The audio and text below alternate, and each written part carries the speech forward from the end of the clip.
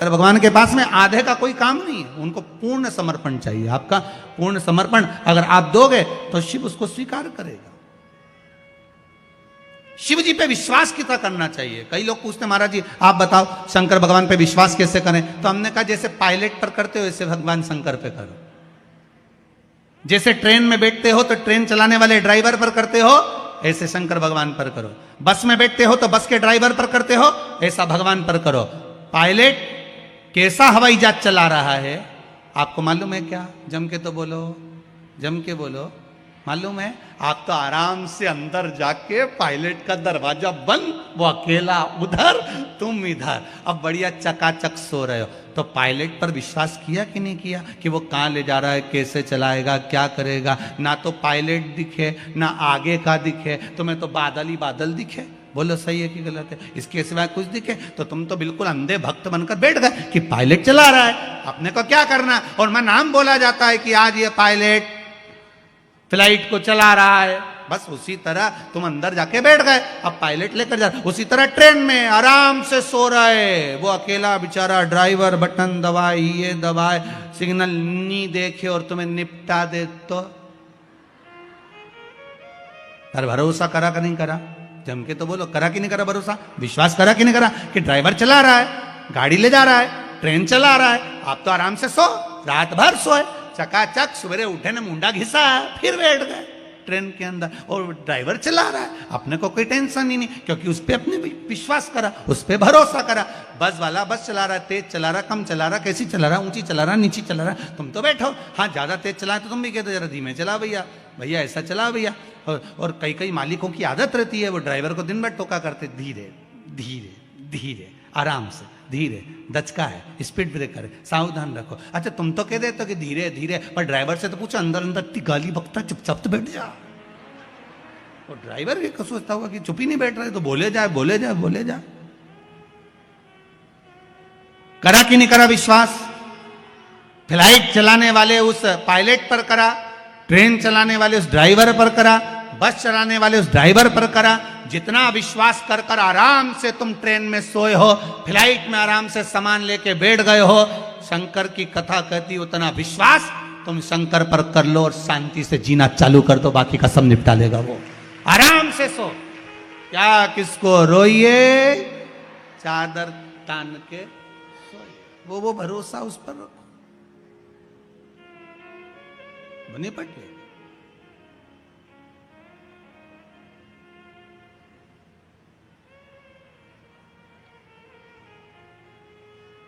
फिर वो कर सकते,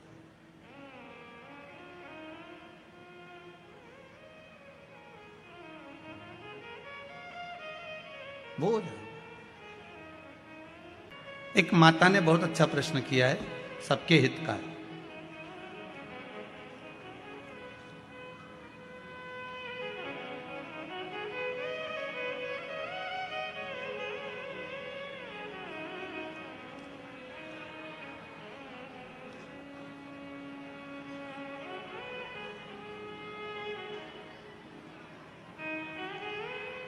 श्री शिवाय नमस्तुभ्यम। मैं निकिता वर्मा इंदौर से हूँ। गुरुजी प्रश्न है, आपने कहा था रुद्राक्ष किसी के मरने पर या जन्म के स्थान पर पहनकर नहीं जाना चाहिए, पर मेरे माताजी तो हॉस्पिटल में नौकरी करती हैं, वहाँ जन्म भी होता है मृत्यु भी होती है, पर जब से मेरी माताजी ने रुद्राक्ष पहना है तब से उनके बहुत कार्य हो गए।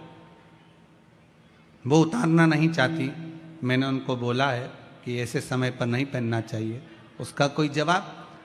तो शिव महापुराण की कथा कहती है, अगर आप कर्म कर रहे हो, हॉस्पिटल में आप जॉब कर रहे हो, नौकरी कर रहे हो, तो आप उस रुद्राक्ष को पहन सकते हो, क्योंकि कर्म की प्रधानता में आप उसको धारण कर सकते हो।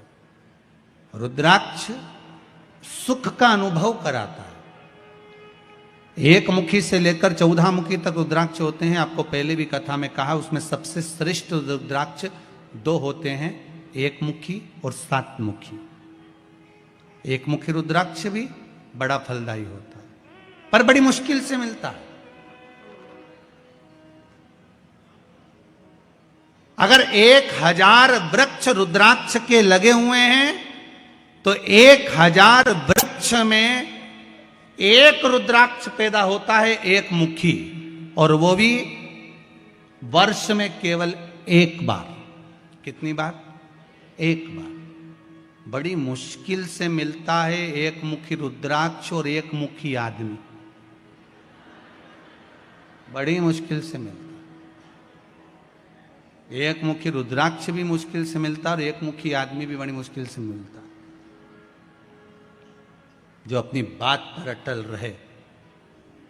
अब आज के ज़माने में तो गुरुजी हम जाएं दुकान पे तो एक मुखी रुद्राक्ष तो मिल जाता, 5-7 हज़ार रुपये, 2,000 रुपये, 5,000 रुपये, 3,000 रुपये, वो मिल सकता है, पर हमको नहीं मालूम। हमारे तो शास्त्र कर रहे हैं, शिव महापुराण वर्णन करती है, लिंग पुराण जो कर रही है, नर्मदा पुराण जो कर रही है, उसके अनुसार हजारों वृक्ष के भीतर एक रुद्राक्ष उत्पन्न होता है, बड़ी मुश्किल से होता है, वो एक मुखी रुद्राक्ष होता है,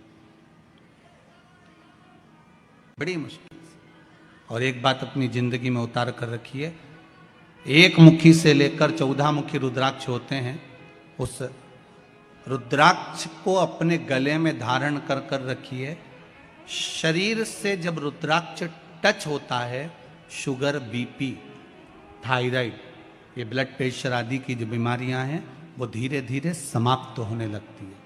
आप लोगों ने कोरोना महामारी के अंतर्गत एक उपाय करा था, आपको मालूम होगा, कई लोगों ने करा। इसमें भी लिखा हुआ है कि हमारा पति अंतिम सांस गिन रहा था, डॉक्टर ने जवाब दे दिया था, परंतु कहीं